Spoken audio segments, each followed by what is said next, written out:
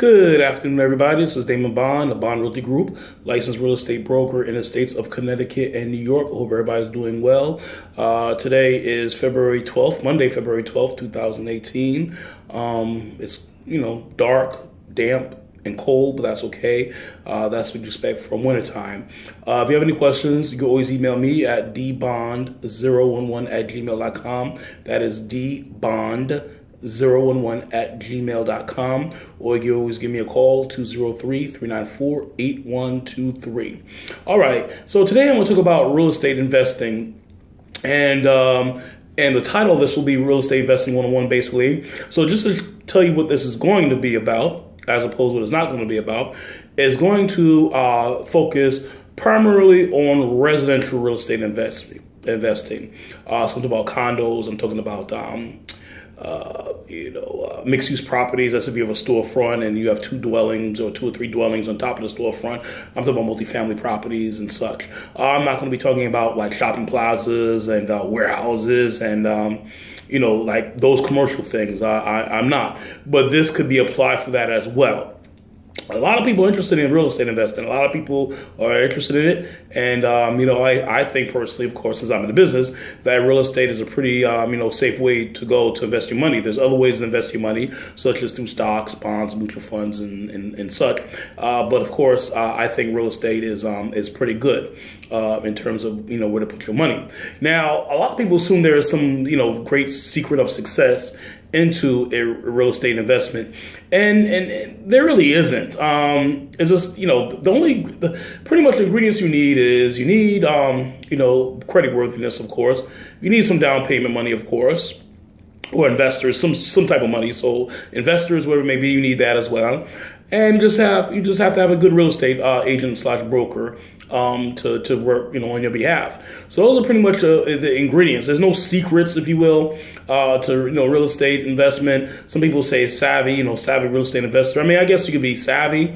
I don't know. I think that's more of a matter of opinion, but I'm sure that's the case. So anyway, just for the, mom and pop investors, so to speak, someone who's looking just to get their feet wet, they have some extra money, they're thinking about, okay, my 9-to-5 job is great, it covers the bills, but I want to slip something a little bit more, where I'm going to get a little bit more income maybe, I could pass down, keep it in the family, that's that thing, So I have a worksheet over here. I don't know if you can see it, but this is my worksheet over here. I have a worksheet, and this is basically, it's called a cash flow worksheet. All right. So what I'm going to do is I'm going to throw some things out to you. So make sure you get a pen and paper. I'll probably have to continue this in another video called Real Estate Investing 101 Part 2. But in any case, let me get started. So here's a scenario. You decide you want to finally take the plunge and invest in some real property, some real estate, real property as we call it in the business. And you decided you have a little, you have your budget. And let's say your budget is $500,000. And being this in the Northeast, that could be in any place, So we'll just say $500,000. We're not going to worry about if it's a bank loan for now or short sale. $500,000, because there are places where you can buy property for $500,000. I know there's places where you'd have to put a 1 in front of that $500,000, depending who you are. But I'm trying to be simple, the most simplistic way I can go. So we're going to say $500,000. Okay, good. Got that point. And let's say you found a place. Right? It's somewhere here in, the, Connecticut, New York area, let's say.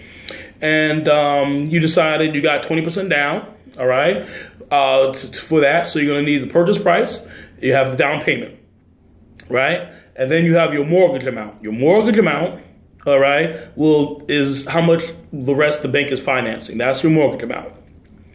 Then what you're going to have to do is you're going to figure out your total gross income, right? I'm going to talk about this in my next video because I'm not going to have enough time frame to talk about in this one over here, all right? So then you figure out your total gross income, all right? We're going to add the numbers in later on. So once you have your total gross income, which I'll cover later on, you have to subtract that from your vacancy rate. Your vacancy rate is how many, units are vacant.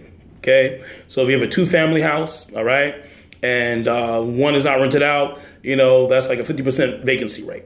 Okay, you get the idea.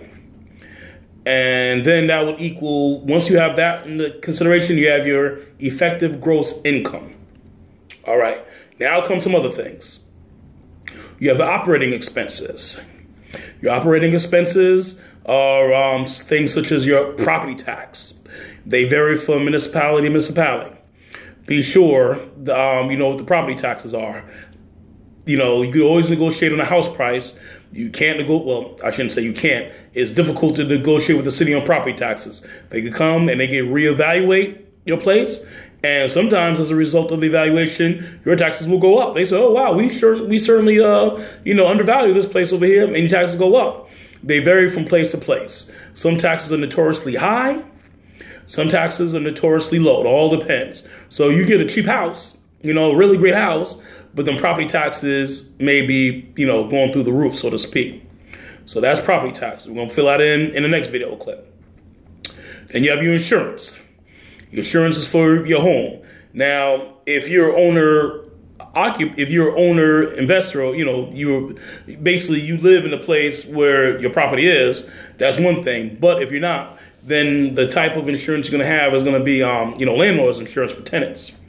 Okay. So the purpose of the insurance is to cover you, not your tenants. It's just in case something happens, so it's to cover you and expenses if something goes on in your place. Your tenants can always get renter's insurance, which should be encouraged. So if someone breaks an apartment, they won't be yelling at you, you know, because, you know, the ceiling damaged your TV. That's what renter's insurance is for. Renter's insurance is actually very, very cheap. So that's renter's insurance. Okay. Next, we have your accounting fees, attorney fees. That's if you decide or elect to have an attorney do this on your behalf. For accounting fees, you don't have to, but that's if you decide. Okay, you may not. And by the way, some of these things may not apply to you. So having an attorney fees may not apply to you. Next, you have your property management fees. Now, on average, reputable property management firms, companies, individuals, usually it's 10% off the rent per unit. You know, if it was like a 3-family, 4-family, that's what it is. So it's 10% usually on average. It could be as low as 7%, it could be 8%, but usually it's anywhere between 7 and 10%, which is the going rate. Now, what your property manager does or your property management company does is entirely, you know, between you and them. They'll have things that they do and things that they don't do and how they handle those procedures. So you don't have to get one. If you want to do it yourself, that's fine. You're going to be saving some money. But if you live out of state or you live in the same state but it's far, you don't feel like you know traveling there, then you may want to consider getting a property manager. Okay, association fees. That applies to if your investment is in a condo, for example. The association fees may apply. Or if it's in a gated community where homeowners association fees or subdivision, those things may apply. Once again, you have to check those out carefully. Okay. Next, you have your repairs and maintenance. Your repairs and maintenance are, you know, a little self-explanatory. Things that need to be done to the property in order to maintain it. Repairs, if something breaks down, that boiler breaks down. You know, you got to fix it and take care of it, or whatever it may be. Commissions. Commissions are usually a one-time thing. Commissions are usually paid out if you're a buyer. You know, well, up here, usually commissions are paid out by the, you know, seller. You know, in Connecticut and New York or something similar. The buyer paid their commissions to the realtor as well. So yeah, so I wouldn't really harp on that too much because that's usually a one-time thing. Any commissions to be paid out to the real estate brokers. Then you have utilities. Now, your tenants usually will pay for their own utilities. I'm talking about gas and electric. Usually that's on them. And I would recommend you do it that way. However, there are certain utilities that the landlord is responsible for or should be responsible for. Like, for example, and in let's say in a building or, you know, a small building, you know, 3 or 4 families or even 2 families, there are going to be common areas. Common areas such as hallways, for example, or maybe any exterior lighting. Those usually are paid for by the landlord, you know, common areas of the building. So maybe a common stairwell or use, whatever it is, something that, you know, yeah, that is usually upon the landlord, while the tenants will have to pay for things in an individual unit. Water, okay? Up here in Connecticut, water, till you don't pay your water bill, the city will put a lien on your house. So when you try to sell your house, they will make sure they get paid. So usually water and sewage are closely tied with the property.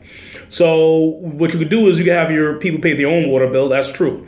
But as a landlord, you probably want to think twice about that, because if they, scrimage on it or whatnot, you're going to be liable for it anyway, and you want to make sure that stuff get paid. So for the sake of this, usually the water is the landlord, either partly or wholly on the landlord. All right, even though up here where we are, New York, Connecticut area, that could be, either or. Okay, so then that's everything. Now, all those things added together is what we call your total operating expenses. Okay? Then what you do is you take your total operating expenses, and what you do is you figure out what is your net operating income. This is the money you're coming in. This is the money coming in, from your tenant. So basically, it's your expenses minus your gross effective income. All right, so I'm going to talk about this in the next one. Is your gross? So that's what your net operating income is. All right, is the total expenses that you have. All right, operating expenses for everything I just mentioned minus your gross. That means all the rent and other things you receive. So you take those two numbers, you subtract it, and that gives you your net operating income. And then there's something called the cap rate. Cap rate stands for capitalization rate. And it's a rough guide. You can Google this. You'll see it yourself. And all the cap rate does is more or less make it just easy, plain English as I can say. It gives you an idea of how much rate of return you can expect to get on your investment. All right, that's what the cap rate is. What is the rate of return per year annually you're going to get from the investment you made, from your initial investment. That's what the cap rate is. All right, we're going to talk about that next one. And then, of course, you have to worry about if you have a mortgage, your debt service, such as mortgage payments, what have you. All right, so once you do all these things, you get an idea of how much what it is you can expect, okay, in terms of this formula. Now, I'm going to fill out this stuff for you in my next video clipping. So I'm doing 2 in one day, which is kind of rare, all right, because there's so much information to take apart. But in the meantime, though, if you have any questions, you can always email me at dbond011@gmail.com. That's dbond011@gmail.com. You can always give me a call at 203-394-8123. So until next time, which will be literally in a few minutes, stay well, stay warm, be safe, and have a wonderful day.